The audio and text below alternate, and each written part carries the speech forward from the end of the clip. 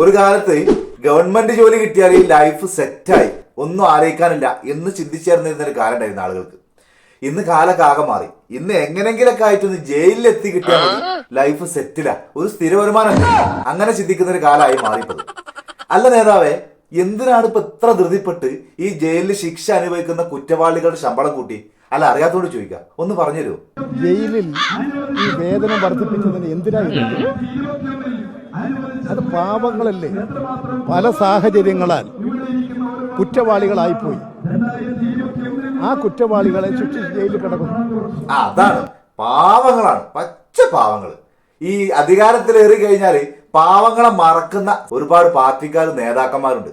പക്ഷെ ഞങ്ങൾ അങ്ങനെയല്ല, അധികാരത്തിൽ എത്തിക്കഴിഞ്ഞാലും ഞങ്ങൾ പാവങ്ങളെ മറക്കൂല.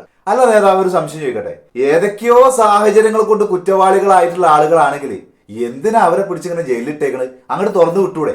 അതല്ല വേണ്ടേ? എന്റെ പൊന്നു നേതാവേ, ഇഷ്ടംപോലെ ആളുകൾ, എത്രയോ ആളുകളുണ്ട് ഗവൺമെന്റ് സർവീസ് തന്നെ താഴെ തട്ടില് വളരെ തുച്ഛമായ ശമ്പളത്തിന് വർക്ക് ചെയ്യുന്ന ആളുകളുണ്ട്.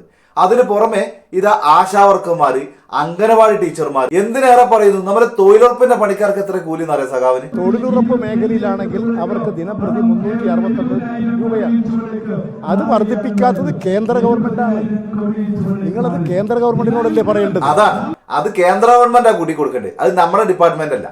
ഇത് നാളെ നമുക്കും പോയി കിടക്കാനുള്ള സ്ഥലമല്ലേ, അപ്പൊ അതുകൊണ്ട് ഇതെന്തായാലും നമ്മൾ കൂട്ടി കൊടുക്കും. ഇത്ര ധൃതിപ്പെട്ട് ഇപ്പൊ അത് കൂട്ടേണ്ട വലിയ ആവശ്യം ഉണ്ടായിരുന്നു? ആ ജയിലിൽ തന്നെ അത്യാവശ്യം എന്തെങ്കിലും സാധനം, സോപ്പോ എന്തെങ്കിലും വാങ്ങണമെങ്കിൽ ഇതിന്റെ ഒരു കൂലി കൊണ്ടാണ് വാങ്ങും. അത് കാലോചിതമായി പരിഷ്കരിപ്പിക്കുന്നതാണ്. അതിനാ കൂട്ടിയത്, വെറുതെ കൂട്ടിയതല്ല. അവർക്ക് അവരുടേതായിട്ടുള്ള ചെലവുകളില്ലേ, സോപ്പ്, ചീപ്പ്, കണ്ണാടി, എത്ര സാധനങ്ങളൊക്കെ വാങ്ങണ്ടേ, അതിനു വേണ്ടിയിട്ടാണ് കൂട്ടി കൊടുത്തത്. ഇവിടെ നമ്മുടെ നാട്ടില് ഒരു വാർഡ് മെമ്പർക്ക് എത്ര ശമ്പളം എന്നറിയോ? ഒരു മാസം ശരാശരി 7,000 8,000 ഒക്കെയാണ് ശമ്പളം. അതൊരു പഞ്ചായത്ത് പ്രസിഡന്റ് ആണെങ്കിൽ ഒരു 4,000 റുപ്യ കൂടി കൂടും, ഒരു 13 14 ഒക്കെ ആവും. ഒരു മാസം ജയിലിൽ കിടന്നാൽ കിട്ടുന്ന ശമ്പളം 18,000 റുപ്യന് മേലെ. ഒന്ന് ആലോചിച്ച് നോക്കാം, എന്തൊരവസ്ഥയല്ലേ. നാളെ ഒരു സുപ്രഭാതത്തിൽ ചിലപ്പം ഈ ജയിലിൽ കിടക്കുന്ന പ്രതികൾക്ക് പെൻഷനും ഉണ്ടാവും. അത് മാത്രമല്ല, ഒരു 4-5 വർഷമൊക്കെ ജയിലിൽ നിൽക്കുമ്പോൾ നാടും വീടും നാട്ടുകാരും വീട്ടുകാരും കുടുംബക്കാരും ഉറ്റവരും ഉടയവരും ഒക്കെ വിട്ടുപിരിഞ്ഞ് നിൽക്കല്ലേ. അപ്പൊ അതുകൊണ്ട് 5 വർഷത്തെ ശിക്ഷാ കാലാവധി കഴിഞ്ഞ് തിരിച്ചു വരുമ്പോൾ അവർക്ക് ഗവൺമെന്റ് ജോലി ഉറപ്പ് കൊടുക്കും. അതൊക്കെ സംഭവിക്കാം. വല്ലാത്ത ജാതിയില്ലേ.